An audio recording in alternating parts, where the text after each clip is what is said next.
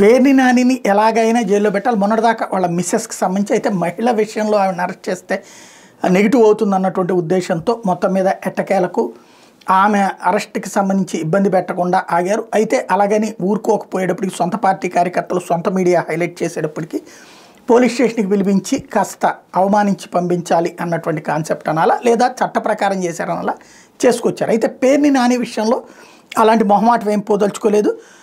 తాజాగా గోదాం manager Manas Teja bank ఖాతా నుండి ఎన్నికల సమయంలో పేర్ని నాని ఖాతాకి బదిలీ అయినటువంటి అమౌంట్కి సంబంధించినటువంటిది ఆధారాలు ఉన్న నేపథ్యంలో పోలీసుల తరఫున అడ్వకేట్ జనరల్ దమ్మాలపాటి శ్రీనివాస్ హైకోర్టుకి ఆ విషయాన్ని నివేదించారు. గోదాం నుంచి బియ్యం మాయమైన వ్యవహారంలో నాని కీలక పాత్ర పోషించారు కాబట్టి పేర్ని నాని గత ప్రభుత్వం మంత్రిగా పనిచేశారు కాబట్టి ఈ నేపథ్యంలో ఆయనకు ముందస్తు బెయిల్ ఇవ్వద్దు అంటూ కోర్టు దృష్టికి తెచ్చారు. బెయిల్ పిటిషన్ మీద ఈ నెల 20వ తారీఖున తుది విచారణ జరుపుతామని అప్పటిదాకా అరెస్ట్ చేయొద్దని కోర్టు చెప్పింది.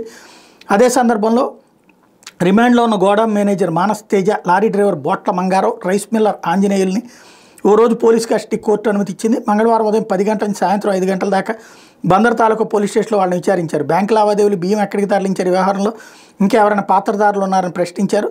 నిందితులు ఎక్కువ ప్రశ్నలకు తమకు తెలియదని మాజీ మంత్రి పేర్ని నాని నేనున్నానని చెప్పడంతోనే చేశామని చెప్పినట్టు తెలిసిందంటే అది రాసి వాళ్ళతో సంతకం పెట్టించుంటారు సహజంగా. ఇక హైకోర్టు తేల్చాల్సి ఉంది ఈ వ్యవహారం.